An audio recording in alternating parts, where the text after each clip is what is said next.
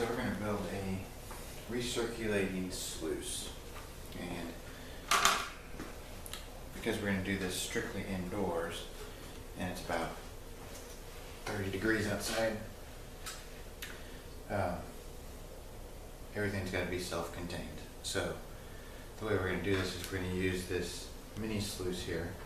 It's about 18 inches by 6 1/4 inches wide and about 3 inches high. Does have riffles and some mat and some, carpeting inside, but we're only going to use this for our fine concentrates. So essentially what we need to get started is obviously the sluice, and you're going to need some sort of container. Now that container can be pretty much anything. In this particular case, I went out and bought a Rubbermaid bucket that was deep enough to fit this in there at any which angle. I mean, you can have it so that it lifts up here and ramps down, which ultimately may be what I decide to do. Outside of that, in your sluice, you're going to need assorted plumbing supplies. But before you do those,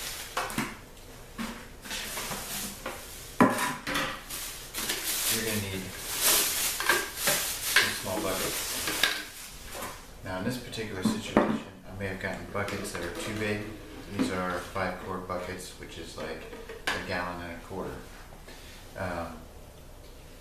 This will act as either your concentrate collection bucket, which will have holes drilled in the side to allow the water to come out, filtering most of the concentrates back into this, allowing the lighter stuff to come out with the water that's going to recirculate through the sluice.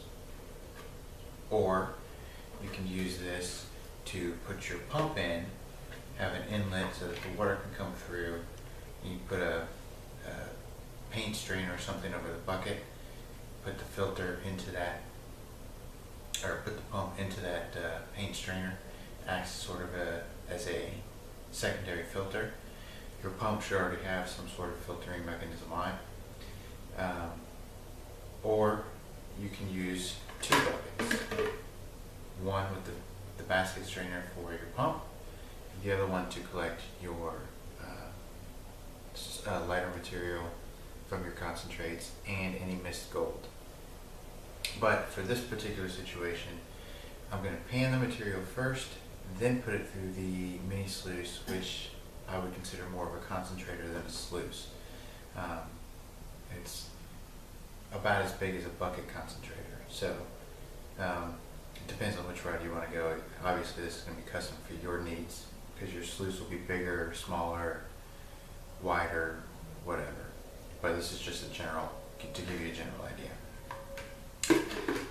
Then you need the most important feature, which is a pump. You have to have a pump. You have to have a pump that will flow enough water through your sluice. Now, from all the research that I've done and all the questions I've asked in the forums, the sluice width, the width of the sluice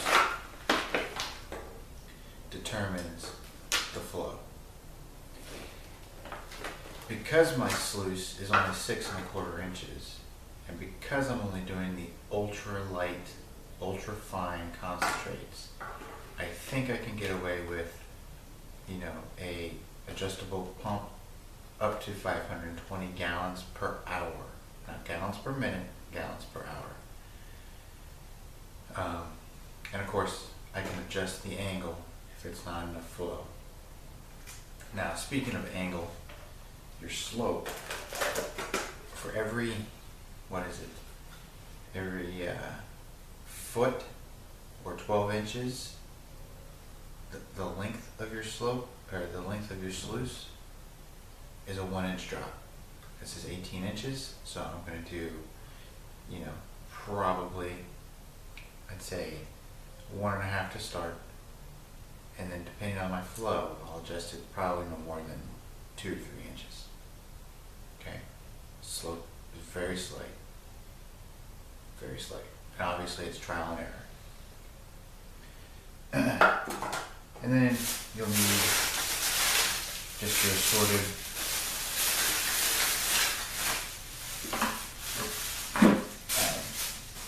plumbing supplies, some couplings, ball valves.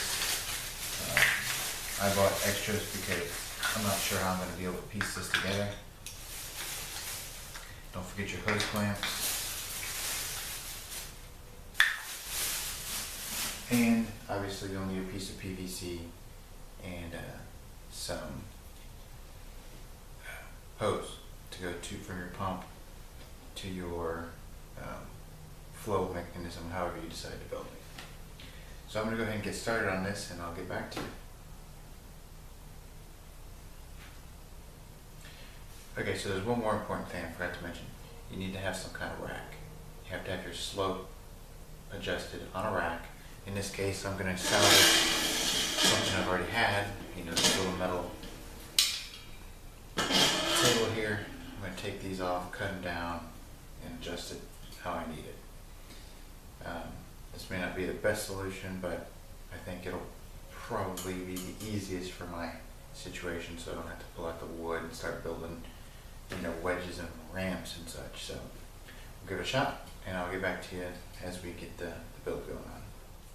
Alright, so what we did was we took this basic closet shoe rack thing that got purchased at Walmart for relatively cheap, and it's been sitting around the house doing nothing in my office, so I figured this would be the perfect thing. So you take your sluice, you got your sluice box on top. I'm not sure if the cameras are picking this up or not, but with your sluice on top, you did your measurements. Remember, it's an inch drop for every foot of sluice. This is 18 inches, so I need about 1.5 inches drop. The highest point needs to be 1.5 inches for me taller than my lowest point, and that should give me my slope. So what I did was I measured my legs. I don't know if you can see this or not, but where are we at here? We're at, let's say, roughly 9 3/4 inches at the highest point. Actually, I won't be there, I'll be right there. So we're at 9 3/4. On this back end, I'll have to do it over here, but on the back end, we're at about 8 inches. So roughly, it's not bad. Now, of course, I was messing with the legs. The good thing about this, oh, there we go. That's probably the difference right there. The good thing about one of these is that it's got self-leveling legs. So if I need to come up some more to increase my level, I can just undo the legs. Of course, making sure that it's level on both sides. It's nice and solid. And now I've probably increased that by 1/2 inch. So let's see what we got. To the bottom of the sluice, at the highest point,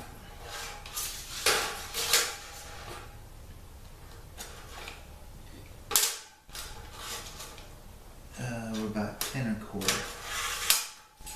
And the lowest point is still 8 inches. So that's 2 1/4 inch slope, which would probably be more than enough for what I need. I'm going to go ahead and reduce these back to where they were and start from there. But that gives you a basic idea of how to measure your slope.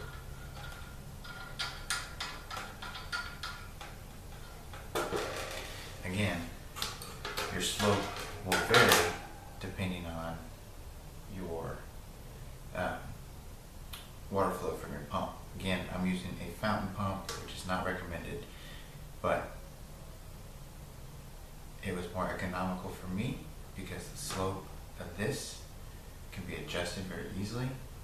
The width of this is only 6 1/4 inches, and there's no need for me to put 1,200 gallons per hour through this thing, in my opinion, because it's only the ultra-fine concentrates. So I'm not too concerned about that. The next step will be basically just putting the pump pieces together, figuring out rigging, how I'm going to get this, the flow to rig up to this, and that'll do it. So next step, I'll get back to you. So just to show you, went ahead and drilled a good 1.5-inch hole here, and only one in this one. This is going to be the collection of the concentrates. So this is the collection bucket for the concentrates. I'm going to go ahead and write that on here. So that's my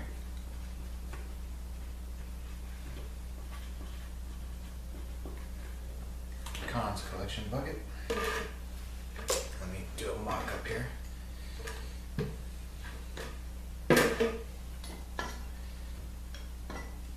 So that's my stand.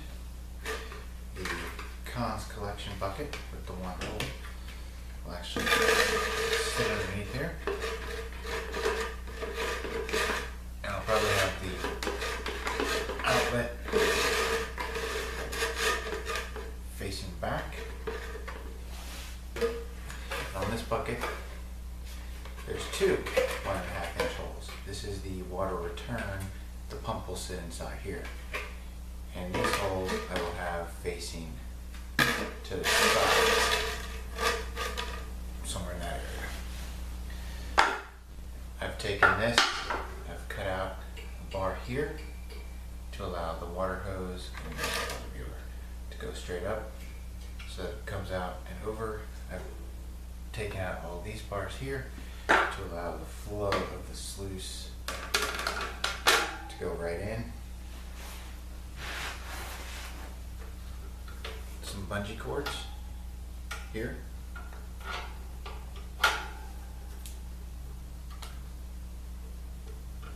Nice and tight. Holds the sluice in. One should do it, but I do too.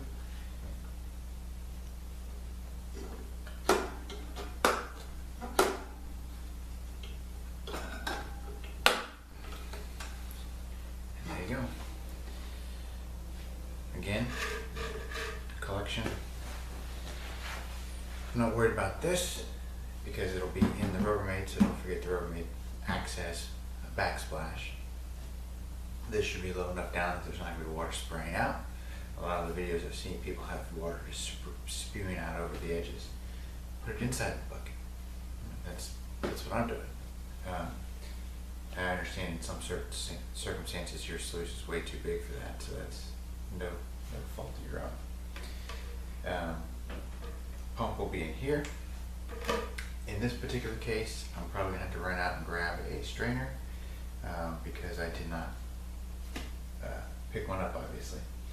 So the next step will be basically putting this into the Rubbermaid and building up from the pump up the connection to the PVC, which will have holes drilled in it all the way down, depending on how much I have to cut off of here.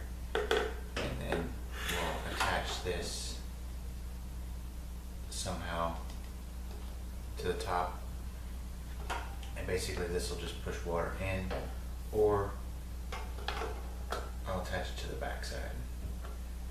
Maybe even drill through this thin aluminum and have it connected inside somehow. But we'll get to that, and I'll show you that in a second. This is going to be my sprayer bar, and I have only about, I'm going to say it's probably 6 inches of space. So I'm going to put as many holes as I can. Now remember, the smaller the hole, the harder the spray. And you don't want, you know, a fire hose nozzle coming out of this thing. You want it to flow, so I thought 1/4 inch was going to be a little too small, and I'm going to 5/16. Now 5/16 proves to be too small, and it's still too much pressure and it's just shooting out of there. I do have an adjustment knob to reduce the flow, however I want more flow and less pressure. So if that's the case, then I can come in and increase every other hole to maybe 1/2 inch or something like that. And if that still doesn't work, then I will probably end up just boring out the entire strip of holes and making it a uniform flow. But I would like to individualize these. So here we go.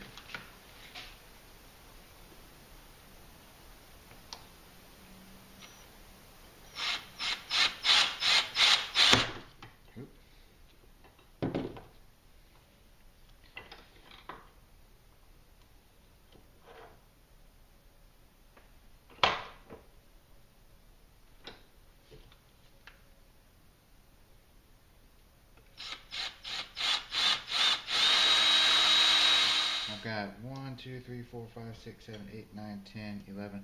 I've got 11 holes. It's probably too much.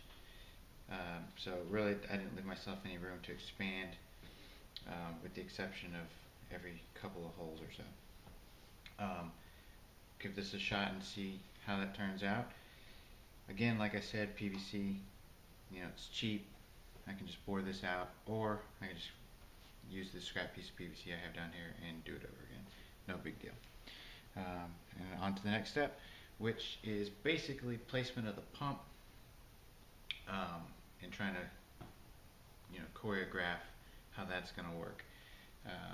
That's going to be your biggest problem with doing such a small setup like this, is space. I may even end up having to scrap my pump bucket, but we'll see. So, to the next step. This is the finished sluice. Now, I am using my waterproof camera to walk around here just in case, but let me go over the details with you here. So, you got your stand. It's adjustable at the feet, the bottoms. Got the pump. Pump cable runs out to the power. We'll talk about that in a second. Bungee cords that hold the sluice onto the rack. A rock to weigh down the concentrate or the runoff material. The holes in the back, I don't know if you can see that. Holes in the back allows the water to come out of that, hopefully containing most of the concentrate and leftover fluff and whatnot in the bottom of the bucket. I did not use the pump bucket. 2 reasons. 1, I couldn't find the strainer I was looking for at Home Depot. They were out.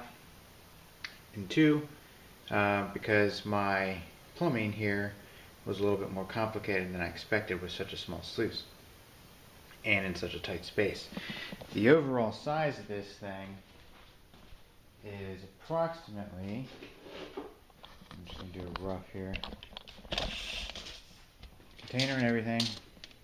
Container is 29 inches by 18 inches and is about 13 inches deep. So what that means is that within that little bit of space I have a full recirculating sluice box that I built.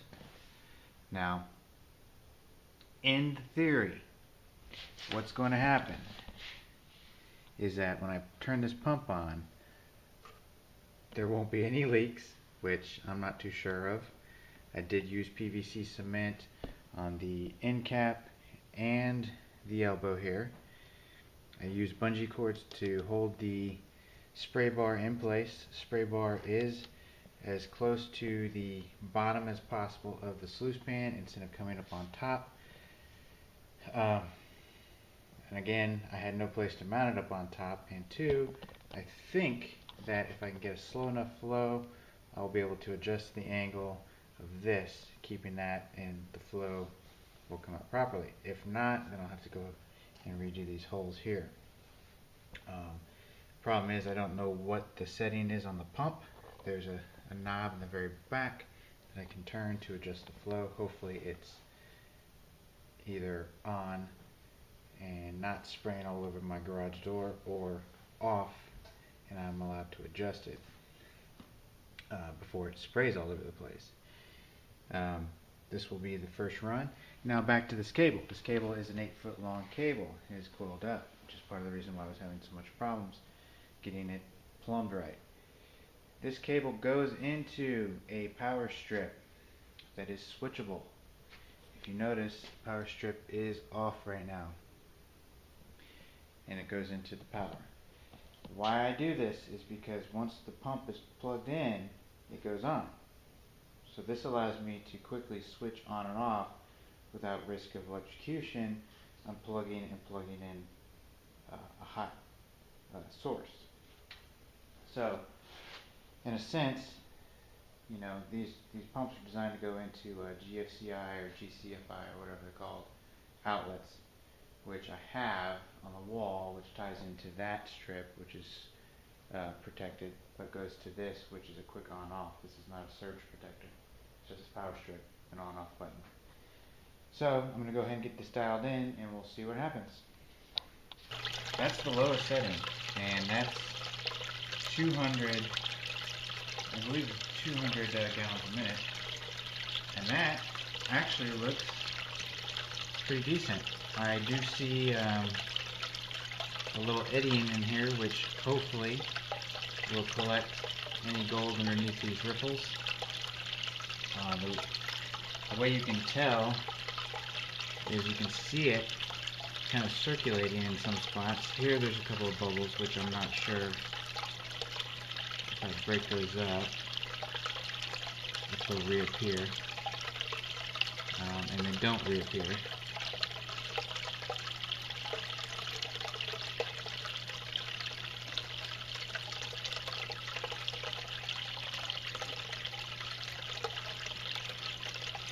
Wow, not bad.